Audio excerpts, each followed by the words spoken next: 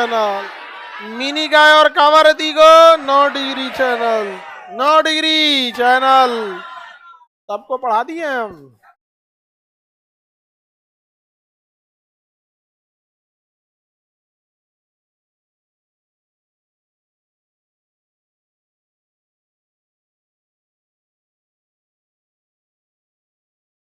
देखो भाऊ, अंडमान में यहाँ ऊपर में कोको आइलैंड है।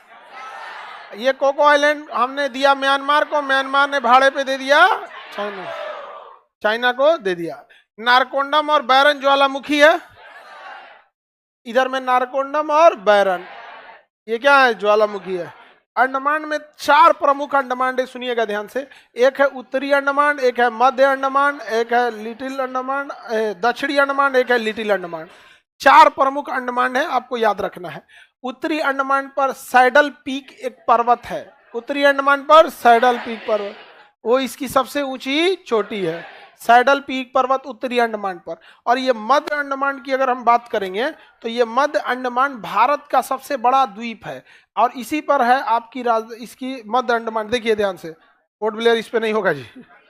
मध्य अंडमान मिल गया। भारत का सबसे बड़ा द्वीप कौन सा है? मध्य अंडमान। आप साइज में देखिए, मध्य अंडमान सबसे बड़ा होगा, है कि नहीं है? मध्य अंडमान सबसे बड़ा है। और अगर यही देखते हैं हम लोग यहाँ पर नीचे में, तो ये है दक्षिणी अंडमान, इस पर राजधानी पोर्ट ब्लेयर है, राजधानी पोर्ट ब्लेयर है। अंडमान निकोबार की राजधानी पोर्ट ब्लेयर है। कौन है? Port Blair. अंडमान निकोबार की राजधानी पोर्ट ब्लेयर। पोर्ट ब्लेयर किसकी राजधानी है? अंडमान। तो पूछेगा किस द्वीप पर है, तो दक्षिणी द्वीप पर। पोर्ट ब्लेयर राजधानी किस द्वीप पर है? दक्षिणी द्वीप पर है, अंडमान निकोबार के दक्षिणी द्वीप पर है। पोर्ट ब्लेयर एयरपोर्ट का नाम है वीर सावरकर एयरपोर्ट। तो सावरकर साहब जो थे, इनके यहाँ पे जेल में बंद थे, यहाँ पर इन्होंने कोयला से जेल पर इतिहास को लिखा था, वीर सावरकर। बड़ा कंट्रोवर्शियल टॉपिक हो जाता है वीर सावरकर को लेकर, क्योंकि ना जब वो जेल में गए थे तो जेल में जाने से पहले एक स्वतंत्रता सेनानी थे, और जब वो जेल में गए ना तो फिर अंग्रेजों से माफी मांग लिया उन्होंने, और अंग्रेज उन्हें जेल से छोड़ दिए इस शर्त पर कि आप किसी भी स्वतंत्रता आंदोलन में भाग नहीं लेंगे। और उनको अंग्रेज सब 25 रुपया मंथली भी देते थे सब। उस समय 25 रुपया बहुत बड़ा चीज होता था, आज के समय में समझिए कि 5-6 हजार हो गया। 25 या 27 रुपया मंथली देते थे। तो कंट्रोवर्शियल है बहुत सारी चीजों में कि वो मतलब देशभक्त थे कि नहीं थे। देखिए, जेल जाने से पहले वो बहुत बड़ा देशभक्त थे, जेल में जाने के बाद उन्हें माफी मांग ली है ना अंग्रेजों से।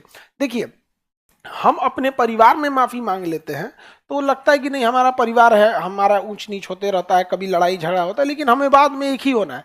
जैसे अगर हम सुप्रीम कोर्ट से माफी मांग लें, भारत सरकार से माफी मांग ले तो अलग बात है, पाकिस्तान से माफी मांग लेंगे, गलत किए हैं तो किए हैं, क्या कर लोगे?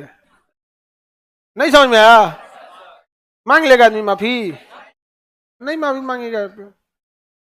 तो वही हो गया सावरकर साहब के साथ कि उनको माफी मांगना रहता, तो भाई तो उस हिसाब से तो कोई शहीद नहीं होता, भगत सिंह भी माफी मांग के बच जाते। तो बड़ा कंट्रोवर्शियल है। तो आजाद जेल जाने से पहले नो डाउट वो बहुत बड़े देशभक्त स्वतंत्रता सेनानी, उसके बाद उन्होंने कभी कोई स्वतंत्रता आंदोलन में भाग नहीं लिया, और अंग्रेज माफी देके छोड़ दिए थे सर। अपने से सोचिए, अंग्रेज किसको माफी देके छोड़ते थे सर? कोई बहुत बड़ा भगत सिंह को छोड़ सकते थे सब, जज चिल्लाते रह गए, फांसी दे दिया सब। अब ये नीचे वाला है आपका लिटिल अंडमान। कौन अंडमान? लिटिल अंडमान। लिटिल अंडमान। तो 4 प्रमुख अंडमान याद रहेंगे, चारों की अलग अलग विशेषता। उत्तरी अंडमान पर सैडल पीक, मध्य अंडमान सबसे बड़ा, दक्षिणी अंडमान राजधानी, और ये कौन सा है? लिटिल अंडमान। इन दोनों के बीच में एक रास्ता है जिसका नाम है दक्कन पास। दक्कन पास। तो बताइए, लिटिल अंडमान और दक्षिणी अंडमान के बीच में कौन सा रास्ता है? दक्कन पास। दक्कन पास क्या है? दक्कन पास। समुद्र का चौड़ा रास्ता को चैनल या पास कहते हैं, चैनल या पास। तो अंडमान समझ में आ गया? किसी को दिक्कत? अंडमान को ध्यान से देख लीजिए, देखे?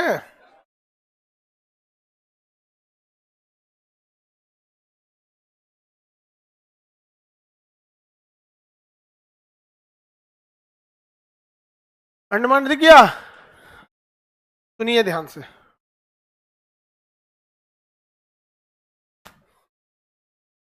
यहाँ पे पर्वत है, इस पर्वत का नाम है हिमालय पर्वत। ये पर्वत हिमालय पर्वत, और ये हिमालय पर्वत ऐसे मुड़ जाता है यहाँ पर, और जब यहाँ हाइट इसकी कम होती है तो इसके ऊपर समुंदर छा जाता है। क्या छा जाता है? समुद्र। और फिर इसकी हाइट उठती है तो उसी का नाम है अंडमान निकोबार। समझ में आ गया? तो अंडमान निकोबार किसका भाग है? हिमालय का भाग। ये मूंगा से नहीं बना है, यहाँ की चट्टानें काली हैं। समझ में आया? और पोर्ट ब्लेयर में काला पानी की सजा दी जाती थी। पोर्ट ब्लेयर में कौन सी सजा दी? काला।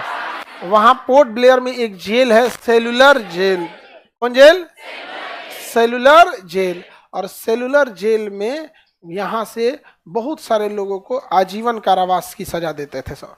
और वहां इतना मेहनत कराते थे सब, बैल को हटा के और नारियल का तेल और मूंगफली का तेल निकलवाते थे सब आदमी से। बैल हटा के आदमी से कोल्हू चलवाते थे सब। अब फिक्स रहता था कि 40 किलो तेल निकालना है। 40 किलो तेल निकालने के लिए जिनका अलग अलग सजा कैसे मिलता था, इनको 40 किलो तेल निकालना है, इनको 20 किलो निकालना है। 40 किलो तेल के लिए 1 कुंटल आपको क्या नारियल पीसना पड़ेगा। कितना मेहनत होगा वहां पर। और वो सेलुलर जेल में सजा देते। जिनको सजा मिलती थी काला पानी की ना, उन बड़ी दर्दनाक होता था। बिहार से तो भर भर के लोग गए थे सजा सुन काला पानी का, एक को आदमी माफी नहीं मांगा। बिहारी औकड़ शुरू से है, नहीं समझे? आप कभी जाइएगा सेलुलर जेल में ना, वहां शुरुआत से पढ़िएगा, लाइन से आपको नाम मिलेगा आपको। लेकिन हम लोग अपना इतिहास भुला गए, लोग अपने में उलझ के रह गए। लोग सबसे ज्यादा अगर अपना इतिहास भुला है तो यही सब हम लोग यहाँ पर कुछ खास चीज में नहीं देखिएगा, जिसका कोई हद नहीं। हम लोग मजदूर बन के रह गए। आज हम लोग पूरी दुनिया, इंडिया को कहीं से मजदूर की जरूरत रहती है तो बिहार से लेके आते हैं। और कई आदमी जो होते हैं, जिसे हम लोग कहते हैं मजदूर, लेबर, तो बहुत जगह तो ऐसे बोला जाता है बिहारी लेते आओ। दिल्ली में एक आदमी को काम करना था तो वो बोल रहे थे कि अब बिहारी की 10 बिहारी चाहिए हमको। तो हम कहे कि भाई आपको काम कराना है, बिल्डिंग का काम था, कंस्ट्रक्शन वगैरह, तो 10 बिहारी चाहिए। हम कहे तो भाई आपको कोई हरियाणा का मिलेगा तो नहीं रखेंगे, यूपी का मिलेगा तो नहीं रखेंगे, या राजस्थान का, तो कहने बिहारी चाहिए। मतलब तो बाद में उन्हें समझाया कि हमारे यहाँ मजदूर को लोग बिहारी बोलते हैं। मुझे कितना तकलीफ की बात है। मतलब उसके कहने का मतलब था कि मजदूर मतलब क्या हो गया है? बिहारी। ये छवि हमारी बन गई है बाहर में। और मजदूर चाहे जहां का भी रहेगा उसको सताया ही जाएगा। शोषण हमेशा मजदूरों का हुआ है। हम लोग का बहुत शोषण होता है। हम लोग अच्छा, बाहर जिनके साथ अत्याचार होता है वो फैक्ट्री के मालिक हैं। यहाँ से जो मजदूर गए हैं उन्हीं के साथ अत्याचार होता है। यहाँ से जो बड़े बड़े फैक्ट्री ओनर गए हैं या बड़े बड़े गए उनके साथ कोई अत्याचार नहीं होता। लेकिन ज्यादातर हम लोगों ने भेजा किसको है? मजदूरों को भेज रखा है। तो सेलुलर जेल बाबू कहाँ पे है? पोर्ट अंडमान निकोबार में। कहाँ पे? पोर्ट ब्लेयर में। सेलुलर जेल पोर्ट ब्लेयर में। यहाँ पे सेलुलर जेल पोर्ट ब्लेयर में। बहुत खतरनाक। यहाँ काला पानी की सजा दी जाती थी। अब अच्छा, यहाँ से जेल से भाग के क्या कर लीजिएगा? सपोज कि आप जेल से भाग गए, कहाँ जाएंगे? पानी में। पानी में मर जाता है इंसान। समुद्र का पानी पीजिएगा तो जल्दी मर जाइएगा। उसमें जैसे आप 1 गिलास पानी पीजिए, हम उसमें ना आपको ना 1 कप नमक घोल के पिलाएं, तो नमक वाला पानी पीजिएगा तो बीमार पड़िएगा कि सही रहिएगा?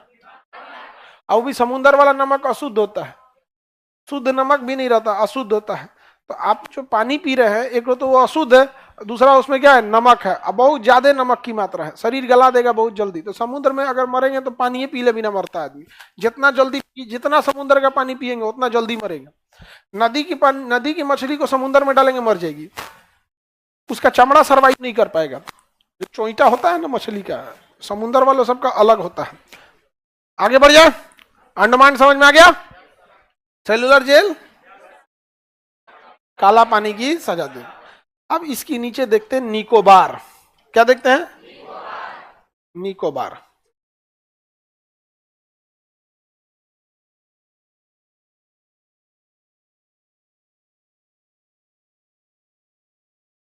रेडी हैं आप लोग? देखिए बाबू, इसके नीचे निकोबार समूह चालू होता है। निकोबार समूह में कई ठो निकोबार होंगे। यहाँ पे एक मिलेगा आपको कार निकोबार। कौन सा? कार निकोबार। क्या मिला? कार निकोबार मिल गया। कार निकोबार। किसी को दिक्कत है कार निकोबार में? उसके नीचे मिलेगा ग्रेट निकोबार। कौन निकोबार? ग्रेट निकोबार।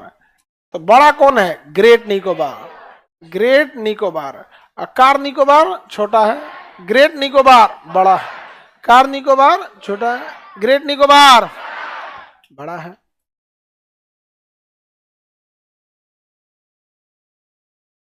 ग्रेट निकोबार बड़ा है। यहां पर आपको मिलेगा इंदिरा पॉइंट। क्या मिलेगा? इंदिरा। भारत का सबसे दक्षिणतम बिंदु इंदिरा पॉइंट, जबकि मुख्य भूमि का दक्षिणतम बिंदु। अब भारत का दक्षिणतम बिंदु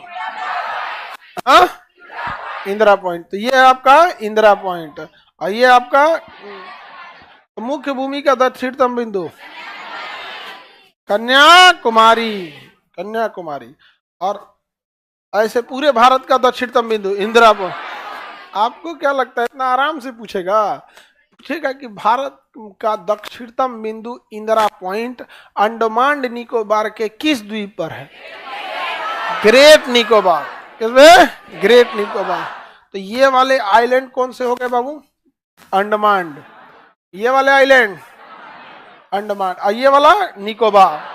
तो ऊपर वाला सब अंडमान, और नीचे वाला, इनको अलग करता है 10 डिग्री चैनल। समुद्र के चौड़े रास्ते को चैनल।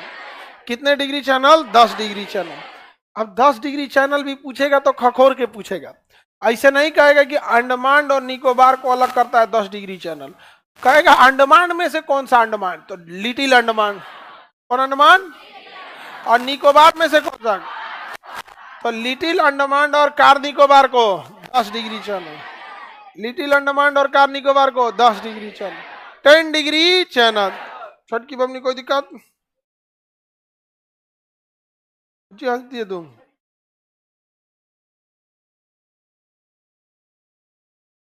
श्रीलंका हमारा क्यों नहीं है?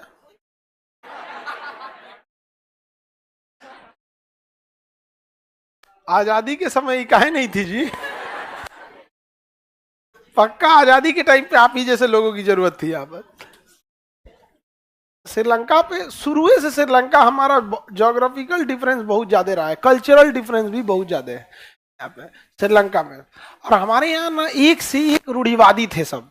प्राचीन काल में जानते हैं कहा गया कि समुद्र में पैर नहीं रखना चाहिए, समुद्र हेल के जाएंगे तो धर्म से निकाल दिए जाएंगे।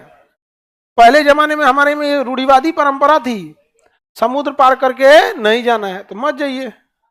हो गया श्रीलंका आपका। राम जी तो पुल बना के गए थे, तो तैरने तो सबको आता था, उसमें पुल बना के गए थे। अब देखें, और पुल भी जो पत्थर भी था ना, जो डूबा नहीं था, तो भाई भगवान लोग के लिए नियम कानून थोड़ी होता है। भगवान लोग का तो अपना, भगवान, तुम लोग भी गजब आदमी है तो भगवान को नियम सिखाएगा क्या? कॉन्फिडेंस देख रहे हैं इन सब का। हाँ, ये सब नरक का अधिकारी है सभी सब। आप लोग स्वर्ग में, स्वर्ग में झगड़ा लड़ाई नहीं होता है। नहीं समझे सो? नहीं समझे सो? क्या समझे? हाँ,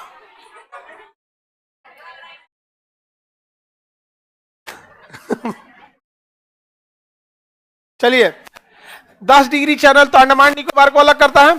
अंडमान में कौन? अंडमान। निकोबार में, अंडमान में और निकोबार में, और इसे पूछ दिया तो अंडमान और निकोबार। अच्छा, दक्कन पास किसे अलग करता है? दक्कन पास दक्षिणी अंडमान और लिटिल अंडमान। दक्षिणी अंडमान और अंडमान निकोबार में भारतीय नौसेना का थिएटर कमांड है। जब तीनों सेना एक साथ काम करती है तो उसे थिएटर कमांड कहते हैं। क्या कहते हैं? Theatre command. थिएटर कमांड, वहां तीनों सेना एक साथ काम करती है। तो भारत का एकमात्र थिएटर कमांड अंडमान निकोबार, बाकी जगह सब तीनों सेना अलग अलग काम करती है।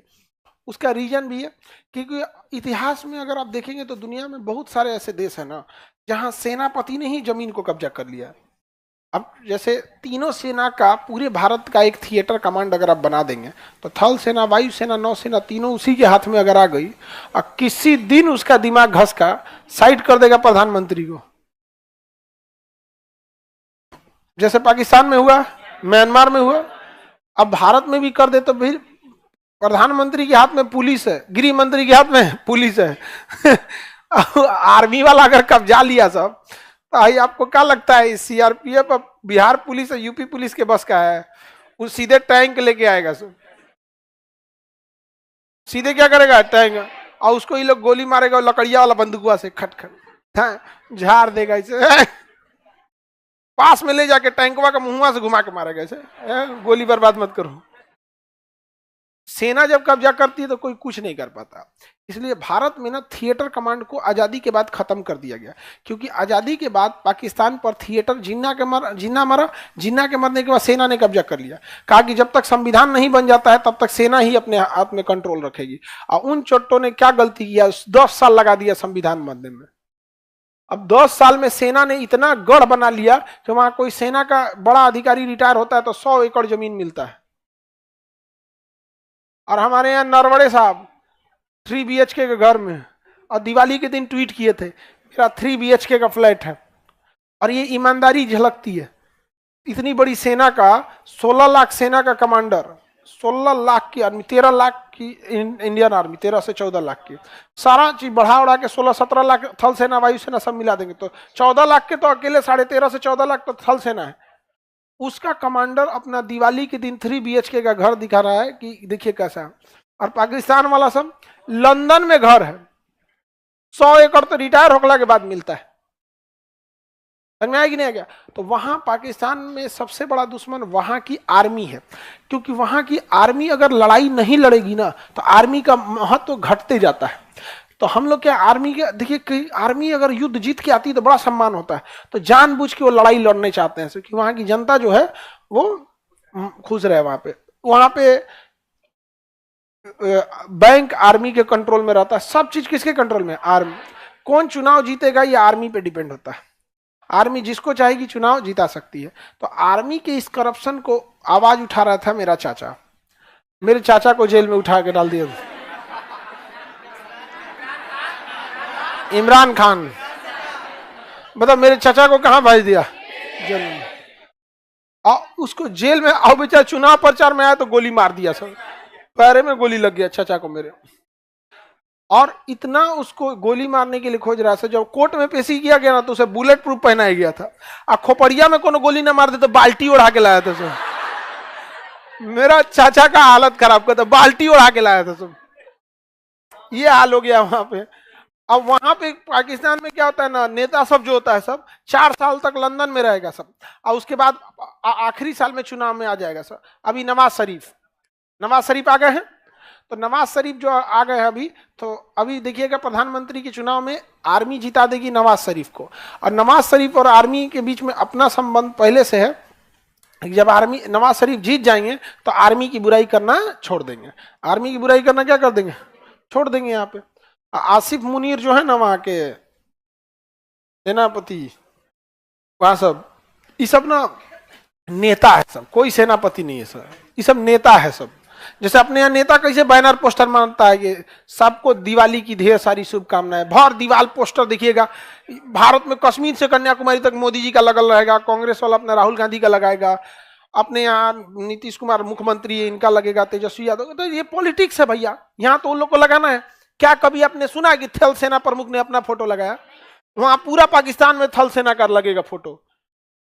सब लोगों को ईद, तमामी हजरात, आप सभी लोगों को ईद की ढेर सारी मुबारकबाद। हो गया, शुभकामना थोड़े बोलेगा सुसम, मुबारकबाद, ईद मुबारक। सेना उसको क्या कर दिया? चौपट कर दिया। तो सेना हमेशा लड़ाई के ही दिलाते। तो हम लोग का एकमात्र थिएटर कमांड कहाँ है? अंडमान निकोबार। लेकिन थिएटर कमांड से तो फायदा होता है, उसी जो इंसान प्लान बना रहा है ना, युद्ध का प्लान बना रहा है, वो कहेगा कि पहले एयरफोर्स को लगा देते हैं, उसके बाद मिसाइल मारेंगे, उसके बाद तोप मारेंगे, फिर टैंक मारेंगे, उसके बाद थल सेना भेजेंगे। अभी हमारे यहाँ ऐसा नहीं है, हमारे यहाँ तीनों अलग अलग है। और कारगिल की लड़ाई में तीनों में कोऑर्डिनेशन ही नहीं था। मिलाप ही नहीं था वहां पे। जहां एयरफोर्स की जरूरत थी एयरफोर्स को बोला गया तो 2 घंटा बाद एयरफोर्स आया यहाँ पे। तो हम लोगों ने क्या किया, सीडीएस बना दिया। क्या बना दिया? सीडीएस। थल सेना, वायुसेना, नौसेना, इन तीनों के ऊपर एक आदमी रहेगा सीडीएस, और सीडीएस का काम रहेगा तीनों को कोऑर्डिनेट करना, बट अपना ऑर्डर नहीं है। तो काम भी हो गया, सलाह देंगे, सुझाव देंगे, बट अपना ऑर्डर इनका कंपलसरी नहीं है, वो एक सलाहकार के तौर पे है वहां पे। सीडीएस, पहले सीडीएस हमारे बिपिन रावत साहब। आगे बढ़ जाए, अंडमान निकोबार हो गया, भारत का एकमात्र थिएटर कमांड। और यहाँ जरूरी भी है थिएटर कमांड रखना, क्योंकि हम लोग के पास थिएटर कमांड नहीं रहेगा तो यहाँ चाइना क्या करेगा, अपना डोमिनेंस दिखा देगा। यहाँ पर चाइना को रोकना बहुत जरूरी है मलक्का के पास, नहीं तो चाइना बेलगाम हो जाएगा। देखिए, चाइना का सारा व्यापार जो होता है ना, वो मलक्का से होता है। ये चाइना का टोटल व्यापार यहाँ से इसी मलक्का नामक जल संधि से होता है, और इस मलक्का के पास ये है अंडमान निकोबार। और यहाँ थल सेना, वायुसेना, नौसेना तीनों है यहाँ पे। हमारे पास पैसे की इतनी कमी है कि हम नौसेना के लिए प्रॉपर मात्रा में जहाजें नहीं बना पाते, पनडुबियां नहीं रख पाते। तो हम लोग के पास धन की क्या है, कमी है, पैसे की बहुत कमी है। सेना को जितना पैसा दिया जाता है उसका 70% सेना पेंशन और सैलरी देने में खर्च कर देती है। ताकतवर में अमेरिका की सेना है, सबसे शक्तिशाली सेना है वहां पर। अमेरिका पूरी दुनिया के साथ एक साथ लड़ाई लड़ सकता है, पूरी दुनिया के साथ एक साथ लड़ाई लड़ सकता है। अमेरिका की नेवी के पास, सुनिए ध्यान से, नेवी का तो काम पानी में लड़ाई लड़ना है। अमेरिका की नेवी के पास लड़ाकू जहाज जो हवा में उड़ते हैं, अमेरिका की नेवी के पास जितने लड़ाकू जहाज है ना, उतना दुनिया के किसी एयरफोर्स के पास नहीं है। अमेरिका की एयरफोर्स की बात नहीं कर रहे हैं, नेवी के पास इतना उसके पास अथाह पैसा, टेक्नोलॉजी भी उसी टाइप का है। जहाज वाज में हम लोग के यहाँ जहाज बनाने की टेक्नोलॉजी है नहीं है, हम लोग ने ध्यान ही नहीं दिया उस चीज पे। हमारे यहाँ ना बढ़िया कैटेगरी का हेलीकॉप्टर बन पाया है, ना जहाज बन पाया है। एविएशन इंडस्ट्री में हम सबसे पीछे हैं। 500 जहाज टाटा खरीद रहा है, 500 जहाज इंडिगो खरीद रही है, 1000 जहाज ये हो गया, और छोटका छोटका कंपनी मिला के और 200 खरीद रहे हैं, 1200 जहाज खरीद रहे हैं। 1200 जहाज भारत में अगर बनता तो सोच रहे हैं क्या हाल, 1200 जहाज। एक जहाजिया सस्ता थोड़े होते हैं सब, एगो जहाज मिलेगी 700 करोड़, 800 करोड़ ऐसे मिलेगा। इसका गेहूं चावल थोड़े बेच रहे हैं, एगो जहाज बेच देंगे 700 करोड़। आपका पूरा जिला गेहूं बेचेगा तो 700 करोड़ करना होगा। हाँ,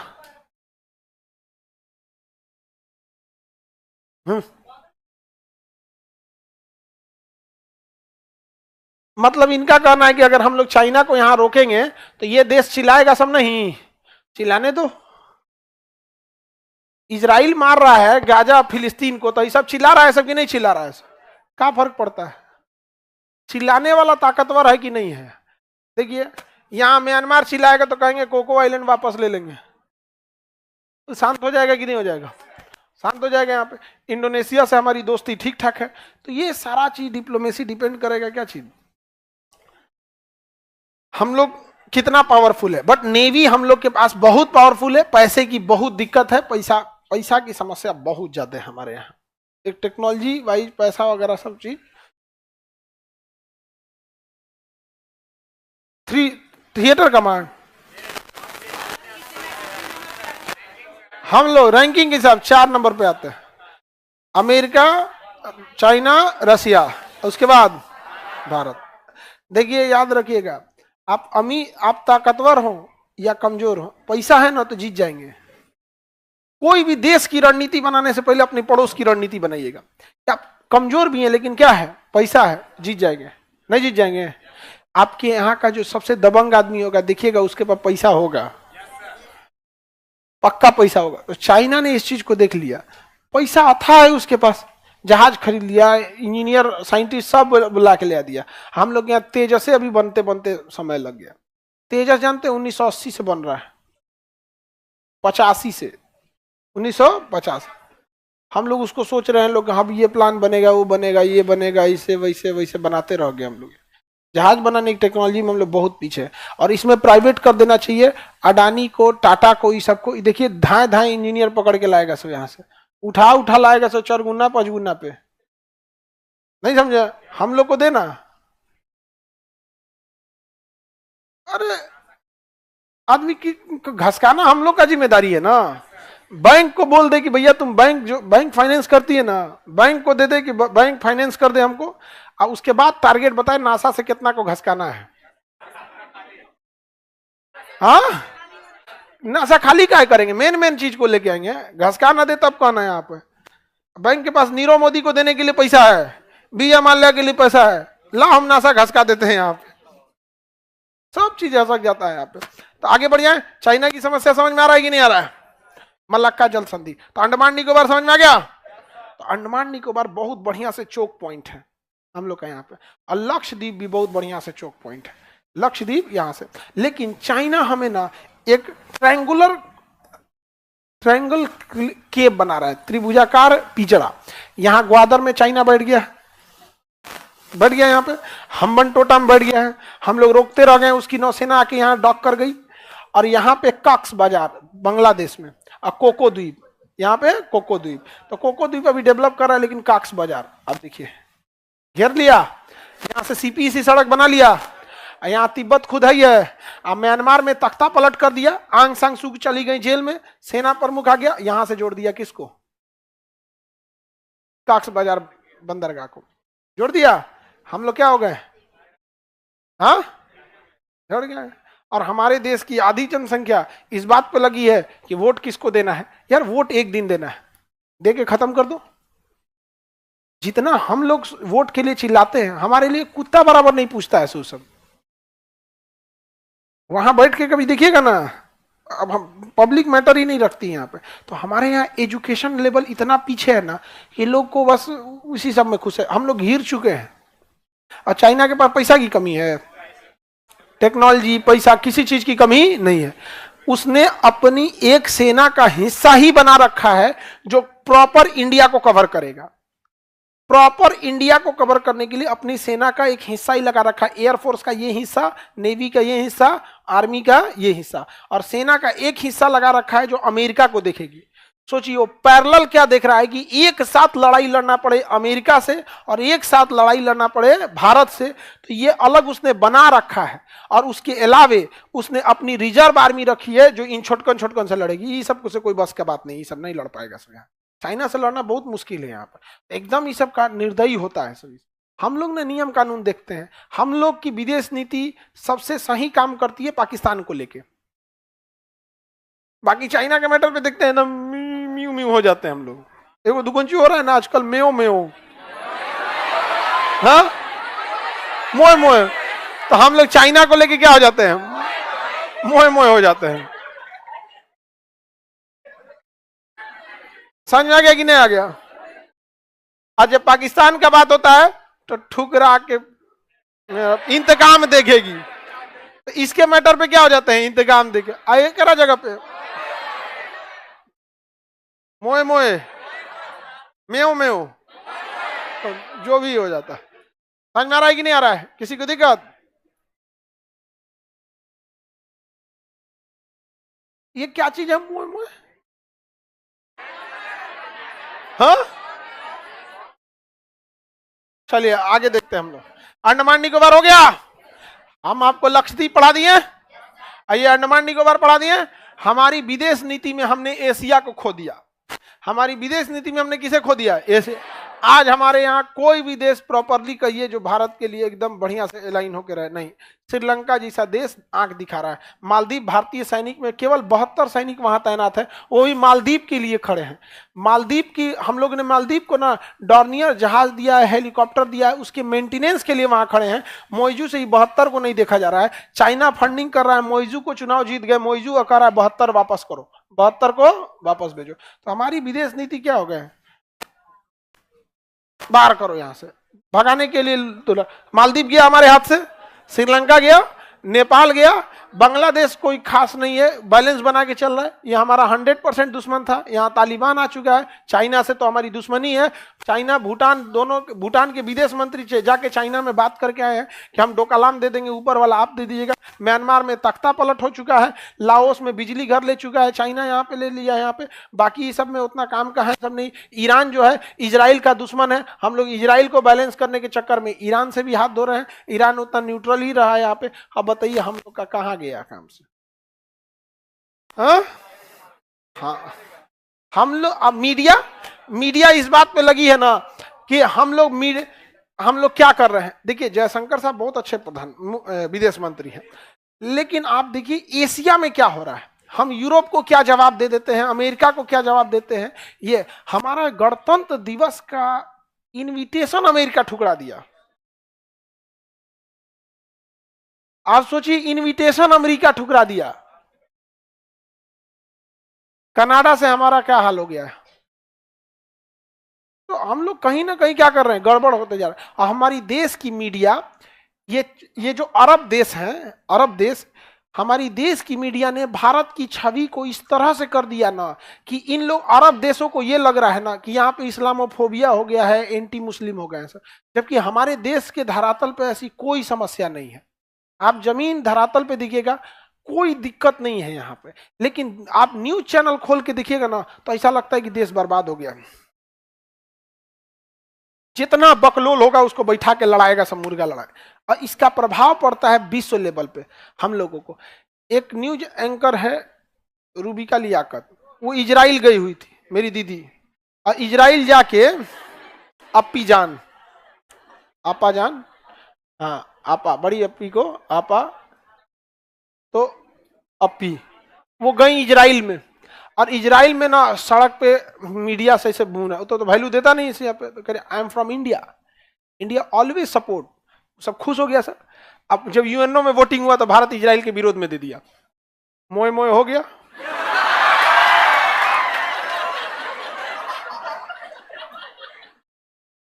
अरे तुम पत्रकार हो, 2000 के नोट में चीप खोजने वाले, विदेश नीति डिसाइड करेगा सब। 3 बार वोटिंग में भारत ने किसके खिलाफ वोटिंग कर दिया है? इजराइल के खिलाफ। आई जाके कर दी, भारत उसके साथ है। और सोचिए पूरे लाइव टेलीकास्ट किया था इजराइल में कि इंडिया की मुख्य मीडिया कर्मचारी कहां आई थी इजराइल में, और वादा करके गई कि इंडिया स्टैंड विथ यू। और यूएनओ में भारत ने खिलाफ वोटिंग कर दिया। और वहां टीवी पे दिखा रहा है, तो नीचे लिख रहा है कि इंडियन मीडिया इज रैंकिंग 162। मतलब भाई मीडिया वाला ने बोला था 162 नंबर पे इंडिया की मीडिया खड़ी है, 161। अरे तो 62 बोल दिए, कौन सा गलत बोल दिए हम। नेक्स्ट ईयर 170 पे जाएंगे हम लोग। 180 देशों में हमारी रैंकिंग 170। तबाह हो गए हम लोग इस सब चक्कर में। यहाँ पे बेशरम हो गया है सब एकदम। यहाँ पे आगे बढ़े, किसी को दिक्कत नहीं। अब सुनिए ध्यान से आप लोग, हम आपको पूरा स्टेट पढ़ा दिए।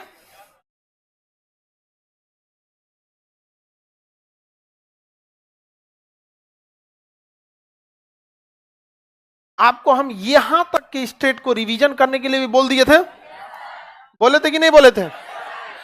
अब आपके पास हम आपको बाकी के जो रिमेन स्टेट हैं ये हम आपको देते हैं रिवीजन के लिए। अभी हम आपको रिवीजन के लिए छत्तीसगढ़, बिहार और पूरा पूर्वोत्तर, देखिए ध्यान से, छत्तीसगढ़, बिहार, झारखंड, बंगाल, ये एरिया हो गया ना। तो छत्तीसगढ़ बिहार से लेकर पूरा पूर्वोत्तर, छत्तीसगढ़ बिहार बॉर्डर बना देगा। ये इधर ही हो जाएंगे सर, छत्तीसगढ़ बिहार। ये कंप्लीट हम आपसे पूछेंगे, समझ में आएगी नहीं आगे यहाँ पे। और आपका 1 जनवरी को क्लास नहीं है, आपका अगला क्लास 2 जनवरी को। कितने जनवरी को? 1 साल बाद हम लोग मिलेंगे लोग। और आप लोग गधो लोग बैठो यहाँ, आज जितना गधा है सब, ये 31 दिसंबर को कसम खाएगा सब कि ये काम छोड़ देना है। 1-2 तारीख से स्टार्ट। तो अगला क्लास हम लोग करेंगे 2 जनवरी। सब लोग को हैप्पी न्यू ईयर।